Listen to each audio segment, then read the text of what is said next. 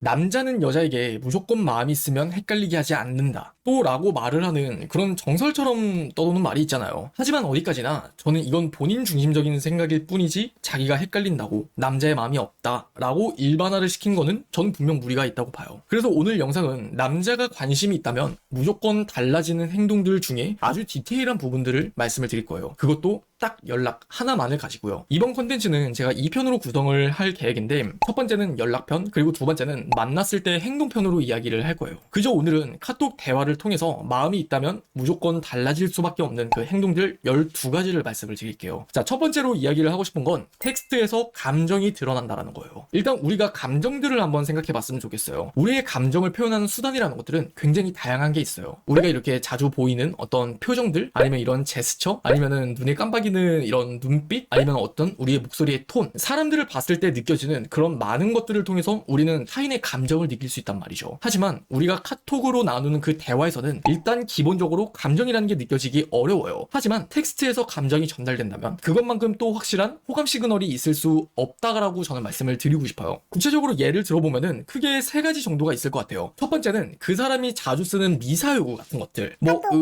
점점점점점점 그러니까 나는 헐 대박? 진짜? 이런 느낌처럼 미사여구처럼 붙는 그 사람의 텍스트들이나 아니면은 그 사람이 자주 쓰는 이모티콘이 있을 수도 있어요. 뭐 이모티콘이라 하면 카카오톡 기본 이모티콘이 있을 수도 있고 히히나 키키키키키키 뭐 이렇게 안 웃긴데 웃고 있는 그런 어떤 형식적인 키키키키 히히가 아니라 애초에 이런 미사여구 같은 걸 안 붙이는 남자라고 예를 들어봐요. 할 말만 하는 스타일이고요. 그냥 말을 할 때 굉장히 그냥 마침표로 똑 부러지게 그냥 끝이 나는 스타일의 문제를 가지고 있는 사람이에요. 근데 만약 그 사람이 나와 어느 순간 연락을 하다가 갑자기 히히라는 말을 쓴다던가 아니면은 키키키키라는 말이 쓰는 빈도가 늘어나게 된다면 나에 대해서 다른 마음을 가졌다라고 우리는 충분히 유추할 수 있어요. 그리고 또 두 번째 예를 들어보면 원래 말끝마다 키키키를 또 많이 붙이는 남자들이 은근 많아요. 근데 어느 순간 나랑 이야기를 하는데 의미심장하게 그냥 히 하나만 붙이는 남자들, 이런 케이스를 말씀을 드리는 거예요. 이런 것들이 저는 텍스트에서 감정이 드러난다라고 이야기를 하기 때문에 여러분들이 이 첫 번째 사항을 같이 체크해 보셨으면 좋겠어요. 자, 그리고 두 번째는 종종 사진을 보내준다라는 거예요. 이건 많은 분들도 충분히 공감할 수 있는 부분이기 때문에 요점만 짚어서 빠르게 넘어갈게요. 종종 사진을 보내준다는 건 내 일상을 적극적으로 소통한다라는 의미와 같아요. 근데 하지만 내가 사무적으로 대하는 사람, 내가 마음이 없는 사람, 혹은 여사친이라면 굳이 내 사진을 보낼 필요가 있을까요?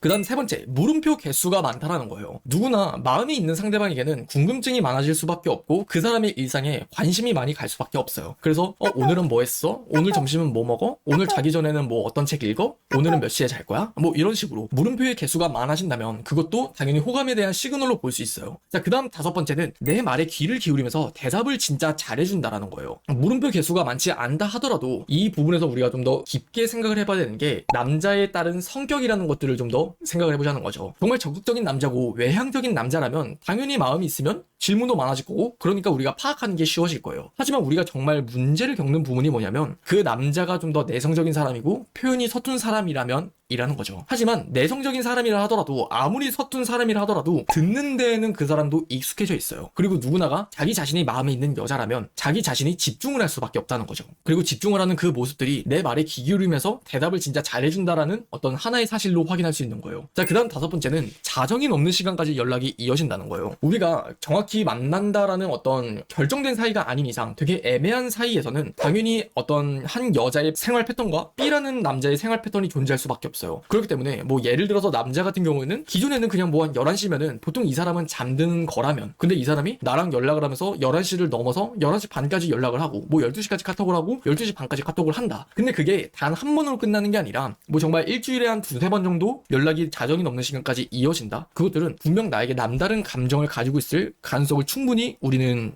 점검해 볼 수 있어요. 자, 그 다음 여섯 번째, 연락 패턴이라는 게 균일하다라고 말씀을 드리고 싶은데 많은 여성분들은 이 연락의 빈도에 대해서 굉장히 좀 민감할 거예요. 자, 근데 제가 여기서 말씀을 드리고 싶은 건 연락의 절대적인 어떤 시간을 생각하지 마세요. 시간에 있어서 남자가 진짜 관심이 있으면 빠르게 답장하는 거 아닌가요? 하지만 그 남자가 일이 바쁘다면 업무상 핸드폰을 자주 볼 수 없는 일을 하고 있다면 당연히 연락에 대한 시간은 늦어질 수밖에 없어요. 하지만 한번 생각을 해보세요. 연락 패턴이 균일하다는 건 그 사람과 내가 꾸준히 소통하고 있다라는 걸 의미해요. 그래서 이 연락 패턴이 균일하다는 거는 일주일 정도나 아니면 적어도 5일, 최소 2주 정도를 두고 전체적으로 생각을 해봐야 돼요. 그 사람이랑 나랑 정말 아침 때 또 연락을 했었고, 점심 때쯤 연락을 했었고, 또 3시 넘어서도 연락을 했었고, 5시 때 연락을 했었고, 또 퇴근하면 무조건 연락을 했었고, 그런 식으로 연락 패턴이 균일해진다는 거예요. 하지만 만약 여러분에게 관심이 없다면 그냥 내가 생각나면 연락을 하고, 생각이 안 나면 그냥 뭐 연락을 하지 않고, 그냥 되게 애매하게 뭐 말이 이어지지 않으면 그냥 답장을 씹는다던가, 아니면은 이 사람이랑 되게 재밌게 티키타카를 하는 순간이 있어? 그러면은 그때만 이제 충동적으로 연락을 한다라는 거예요. 여러분들도 이건 입장 바꿔 생각을 하면은 분명히 여러분들도 그랬을 거예요. 그저 그냥 남사친이랑 연락을 할 때는 그 사람이랑 내가 연락 패턴이 과연 균일한가? 이런 생각을 해봤을 때 균일하던가요? 절대 그렇지 않을 거예요. 내가 관심 있는 남자가 있으면 나는 매일 그 사람을 24시간 생각을 하기 때문에 내가 연락할 수 있는 시간이 나름 날 때, 그게 지하철 탈 때가 될 수도 있을 테고요. 아니면 내가 밥 먹고 난 후가 될 수도 있을 테고, 아니면 업무 시간 중에 딱 이 시간에는 어느 정도 짬이 나잖아. 그러니까 그때 연락을 할 수도 있을 거고요.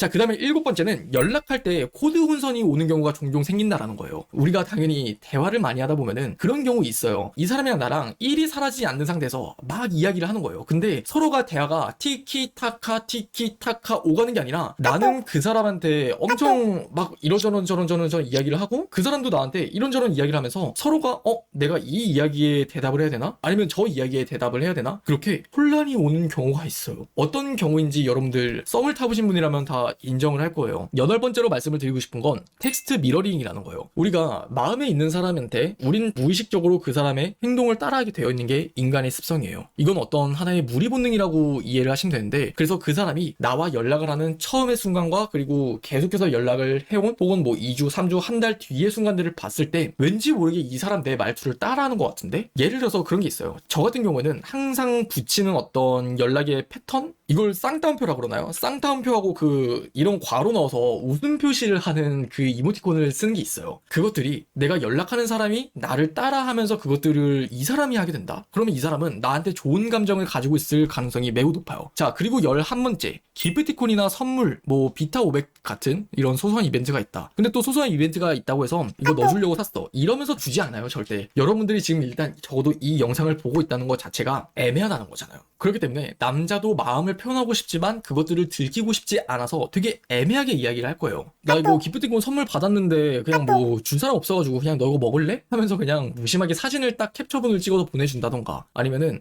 솔직히 야 그때 내가 좀 양심 없이 너한테 너무 내기하면서 몰아붙였지, 그래서 좀 미안하니까 이거 좀 줄게 하면서 기프티콘을 뭐 핑계를 대면서 보내준다던가, 이런 식으로 어떤 상황을 만들어서 그래 얘가 이래서 나한테 줬나 보다 하는 식으로 기프티콘을 보내준다는 거죠. 자, 그 다음 마지막 12번째. 이것이 어떻게 보면 매우 중요한 부분일 거라고 생각을 하는데, 홍보가 아니라 보고를 하기 시작한다라는 거예요. 여러분들이 주변 사람 둘을 한번 생각을 해보세요. 여러분의 남자친구, 그리고 두 번째는 여러분의 그냥 친구. 내가 어떤 사람에게 그냥 나는 뭘 했다라고 그냥 통보를 하고, 어떤 사람에게는 난 뭘 할 거야 라고 보고를 하는지를 한번 구분해서 생각해 보셨으면 좋겠어요. 무슨 말을 하고 싶은 거냐면, 우리가 별거 아닌 사이에서는 굳이 내 일상에 대해서 그 사람에게 뭐 미리 보고를 할 필요가 없어요. 근데 그 사람이 나에게 그냥 나는 뭐 이거 했었어, 나 오늘 친구랑 놀았어, 뭐 했냐라고만 물어봐서 그 사람이 대답을 하는 식의 대화가 아니라, 나 오늘은 이거 할 거야, 이번 주에는 뭐 약속 이런 거 있는데 영화 본다? 뭐 떨려? 뭐 이런 식의 감정 표현들이 같이 이루어지게 되면서 그 사람이 어느 순간 보니까 나한테 통보를 하는 게 아니라 보고를 하고 있다. 그리고 여러분들의 입장에선 굳이 나한테 이런 것들을 뭐하러 말해주지? 그런 것들이 충분히 느껴진다면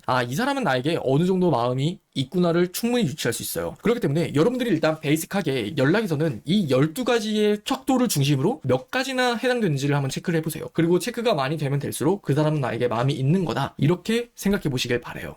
자, 하지만 영상이 여기서 끝나면 안 돼요. 우리가 한 가지를 더 생각해야 되는 변수가 있어요. 이 영상을 보는 분들의 상황은 크게 두 가지로 나뉠 거예요. 첫 번째는 빈번한 만남을 갖지 않는 되게 애매한 관계에 놓인 경우가 있을 거예요. 뭐 예를 들면 오랜만에 연락 온 아는 남자애, 혹은 내가 그냥 애매하게 알고 지내던 그냥 남사친. 그리고 두 번째 관계 같은 경우에는 만나서 데이트라고 하는 것들을 한 번은 해본 이후의 관계. 뭐 여러분들이 소개받은 남자가 될 수도 있고, 아니면 어플에서 만난 남자가 될 수도 있고, 주변 사람을 통해서 알게 된 사람이 있을 수 있겠죠. 이 두 가지의 상황은 분명히 달라요. 달라요. 그렇기 때문에 12가지의 내추럴한 기준들을 일단 베이직하게 생각을 하신 뒤에 이 상황에 따라서 더 디테일한 것들을 함께 고려를 해보셨으면 좋겠어요. 첫 번째로, 만약 여러분들이 빈번한 만남을 갖지 않는 되게 애매한 관계라면 각 3가지를 좀 더 중점적으로 여겨보세요. 그 사람이 통보가 아니라 보고를 한다는 거. 제가 앞서도 말씀을 드렸지만 굳이 남사친이나 아는 남자의 관계에서 사실 나 오늘 이거 할 거야 라고 말을 하는 게 굳이 뭐하러 나한테 이런 이야기를 해? 라고 좀 더 민감하게 느껴질 수밖에 없는 관계에 있어요. 근데 하지만 그럼에도 불구하고 이 사람이 나한테 보고를 한다? 그리고 더불어서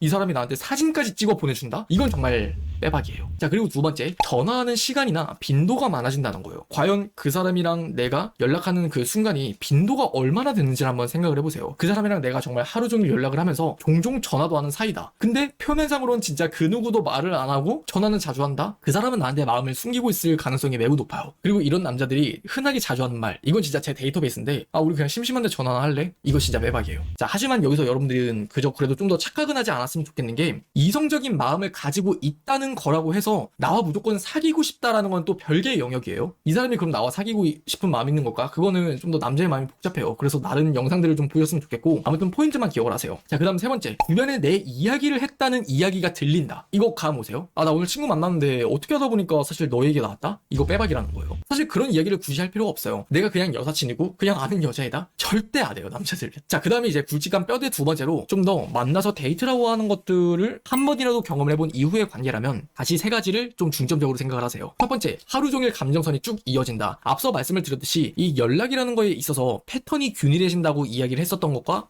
흡사한 개념이에요. 그 사람과 내가 감정선이 쭉 이어진다라는 건 그 어떤 것보다 확실하게 우리가 단정 지을 수 있는 그 그린라이트에 해당할 수밖에 없어요. 하지만 이런 이야기라면 시청자분들은 질문을 해요. 근데 유신님, 근데 이 남자가 저한테 만나자는 이야기는 안 하는데요? 그 사람이 연애 경험이 좀 적거나 좀 소심한 성격이라면 당연히 그런 이야기를 못 할 수도 있어요. 자, 그리고 두 번째, 앞서 말씀을 드렸었던 그 물음표 개수, 그것도 같이 체크를 해보셨으면 좋겠어요. 당연히 만남 이후에 나에게 관심이 많다면 더 알아가고 싶은 게 사람의 당연한 마음이에요. 그렇기 때문에 만남 전과 만남 후를 비교했을 때 이 사람이 급격히 갑자기 물음표 개수가 많아졌다? 그럼 그거 확실히 나한테 마음이 있다라고 단정 지으셔도 돼요. 자, 그 다음에 세 번째, 자신에 대한 오픈이 많아진다는 것도 저는 좀 더 말씀을 드리고 싶은데, 사람은 누구나 기본적으로 인정의 요구가 있는 게 당연한 사람이라면 가지는 욕구예요. 자기 자신을 드러내는데 그 자기 자신은 자기가 좋아하는 사람, 자기가 좀 더 호의적으로 생각하는 그 어떤 대상, 그런 사람들이 있다면 자기 자신은 당연히 오픈이 많아질 수밖에 없어요. 그리고 여기서 여러분들이 익히 알고 있는 좀 더 자랑이 많아진다는 거, 그러면 그것도